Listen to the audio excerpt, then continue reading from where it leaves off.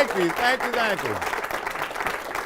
Thank you so much. Friends, right now I'd like to take you on a little trip down through the history of magic with a very old classic of prestidigitation. In fact, it's the oldest piece of legerdemain that we know of. Some believe it's clearly depicted in hieroglyphs on the walls of a burial chamber in Beni Hassan, Egypt, constructed over 4,500 years ago. That's right, friends. This trick is older than the New Testament itself. But it's not that old water to wine routine. It's not that loaves and fishes bit. It is, in fact, the cups and balls. And if you've never seen the cups and balls, perhaps you can imagine how Marco Polo must have felt when he witnessed it for the very first time in the court of Genghis Khan. The year was 1271, and you are there. Now, the first item I require is that most ancient symbol of Kabbalistic powers, the magic wand, known a century ago as Jacob's staff. I prefer this, the model CB1584, complete with a 60 gig hard drive and the latest version of Wizard for Windows. Progress. And the next item on the agenda are the cups. Now, the cups have seen a lot of changes in style and shape down through the centuries. It appears that the Egyptians used 4 clay bowls with pebbles for balls. The East Indian fakirs, known as the Jadu Wala, used 3 brightly painted bell-shaped cups. The American Indian played the moccasin game with 3 inverted moccasins and a seashell beneath. And in the 1600s in Elizabethan England, conjurers of that time were most likely to be seen using sterling silver salt cellar covers. And they often brought the performance to a dramatic conclusion by being burned at the stake for witchcraft. Now that's entertainment. Now, it appears that we owe the shape of these particular cups to the Romans. The Roman performers of the cups and balls were known as acutepulari, derived from the Latin acutepularum for cup. And it was the Romans who contributed the distinctive upper lip, later used so effectively by the British. Are you with me? It's not TV, okay? Okay? And no, actually, the purpose of the upper lip was simply this, that while the Romans had developed the act of partying into a fine art, they had yet to invent eating utensils. Yuck. And so while feasting, their hands would become besmirched with grease, hence needing to rely upon the upper lip to prevent the cup from slipping through the fingers. Are you getting this down? Now, it was the Romans who also refined the basic principle, the secret, as it were, behind the cups and balls, a principle known today to modern biochemistry as the principle of the semi-permeable membrane. Now, a semi-permeable membrane is simply a layer or a covering which permits the passage of certain substances while it prohibits the passage of others. This explains, for example, why even though the cup is solid and the wand is solid, I can actually take the wand and pass it right through the bottom of the cup. It gets better. It also explains why I can take one cup and pass it through the other thusly, or perhaps thisly. Now, the European conjurers of a century ago had names for the cups. They called them Oliver, Nicodemus, and Più presto che il vento, which means swifter than the wind. In the interest of modern simplicity, however, I simply prefer to call them Mo, Larry, and Curly. And finally, last but not least, the universal shape, the universal form, the luna, the globule, the spheroid, the macrosphere. That's right, friends, you know it and love it as the ball. Or, as the great French conjurers of a century ago called it, le ball.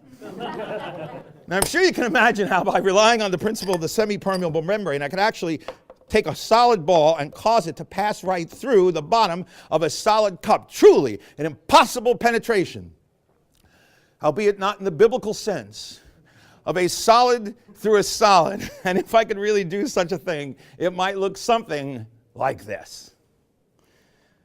Well, actually, it would look exactly like this. Shoo. Shoo. Shoo. Are you stunned or stoned? I can't tell the difference. There's not much more, thank you. There's not much more you can accomplish with a single ball, but that's easily remedied. A wave, a spin, and a tap, and a second solid ball appears. One more time, a wave, a spin. Well, you don't always need the wand. Sometimes it just happens. Oh, sure. Now he's good. Yeah, right. And so now that we have all the materials out here, it's called close-up magic, so it's time for someone to come up and witness the miracles up close. Hi, I'm Jamy, and you are? Catherine. Catherine, would you care to come up and join me here? They'll give you a warm welcome. It's Catherine. Just stand right here for me, if you would. Catherine, first of all, check out the cups. Jump in there, okay? Don't be afraid to jump in there and crawl around, check them out. No moving parts, no threads, magnets, wires, trapdoors, hidden midgets, nothing like that, right? Check out the balls. They don't squeeze down. They don't stick to one another, nothing like that, right? It's all pretty much what it appears to be, right? 3 ordinary cups, 3 ordinary balls, 2 not quite so ordinary hands. And now I bring the power of the wand to bear. Watch. Gone. Vanished. And this third one reminds us why they call this cup swifter than the wind, because in fact, it is. Okay, hold your applause. You're doing great. Now, Catherine, here, no, you don't have to applaud. You're part of the show, okay? That's their job. Now, Catherine, I now relinquish the power of the wand to you. Okay. Careful where you point that, darling. One of you might be loaded. And what I propose to do is to remove one of the balls from the wand, still in the invisible state. Can you see it there? No. No? You need another drink out there. And I'm going to try and return it to the cup of your choice. Truly a miracle of a semi-religious nature. Choose one. In the one in the middle. Watch. Give it a little tap of the wand. Do you believe? I do. Say you believe. I believe. I lift your cup to the heavens, and behold. Damn, it worked. Give me that before you hurt somebody. Now, I have a small confession to make, Catherine. See, I cheated. Okay. I lie, I cheat. It's okay. It's my job. Yeah, I wasn't taking any chances. My cup's runneth over. Thanks. But since it wasn't quite fair that time, we'll do it all over again. I could never fool you the same way twice, but then again, there are so many other ways. So once again, one ball goes under each cup. Once again, you get to choose any of the cups, either end or the middle. Middle. The middle. For which end? Okay, I'm going to remove the ball from the middle cup, just like your choice. Oddly enough, that works. And now, choose either end cup, whichever one you like. This one over here, watch. You know, some call it magic, some call it illusion, but you and I both know it's an act of God. Thanks. So we have 1, 2, 3 balls, 1, 2, 3 cups. Isn't symmetry great?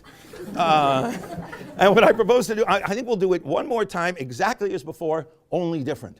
The part that's like before, one ball goes under each cup. The part that's different, no wand this time, no wand, no net. Is there no end to the madness? Without a wand, we snap these fingers over this cup here, snap these fingers over this cup here. We're out of fingers for the center cup. We just put our hands together. Footnote. If you add all that up, you see why I like to call them Mo, Larry, and Curly, because you get some of these things you just do for yourself. But oddly enough, that works, because look, this ball's gone, and in the center, bringing to mind that ancient Zen quotation and popular 60s bumper sticker, to go together is blessed, to come together divine. I told you didn't have to applaud. You don't have to. I appreciate the enthusiasm. You just don't have to. Okay. Now, it's one of my favorite things about having the chance to perform a classic of magic like the Cups and Balls is the opportunity to listen in on the charming remarks that the audience often makes. Just last week, I heard a young woman much like yourself exclaim, "Huh?" And I've also had it said, the balls don't go really under the cups, to which I laugh, ha ha. I scoff, scoff, scoff. I harumph even. Harumph. You know, I used to be a tintilabulator till I got this horrible ringing in my ears. Oh, a little sesquipedalian humor. Thanks for coming. And I've also heard it said that there's too many balls. And it's true, friends. Scripture tells us 3 is too many, but 1 is never enough. Okay, well, if it didn't, it should have. And so, in order to simplify the game, what I propose to do, I'll remove this end ball from play. Okay, just for you. And to further simplify it, I'll remove this end ball as well. So having removed the 2 end balls, how many should that leave in the center? 1. 1. Well, if you're going to watch that close, I'm going home. How many over here? None. You were close. All right, but I'll tell you what. We'll give you another chance. Take a guess. How many in the middle? 1. Say 3. 3. So she needed a little help. All right, let's pause and review. Thank you. Let's pause and review after all the excitement. I have 1. I have 2. I have 3 balls. I'm not proud, and I found the humor level of the room. But with 1 final apocalyptic wave and sweep of the wand, an act of wanton destruction like unto a god. If I was to ask you now to freely select any one of the 3 cups that all 3 balls happen to return to, which one would you choose? This one. This one! Where have you been all my life? That's a good guess. But actually, Catherine, it's the big red rubber ball.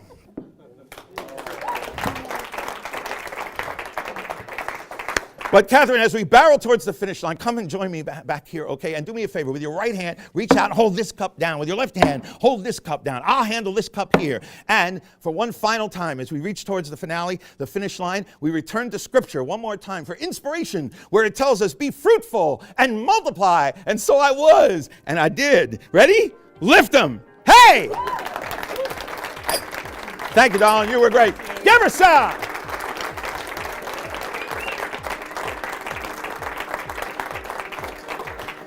You know, magic, thank you. You know, magic reminds us we all have to believe in something. I believe it's time for a cocktail. Cheers! Thank you very much. Thanks a lot. Thank you. The cups and balls.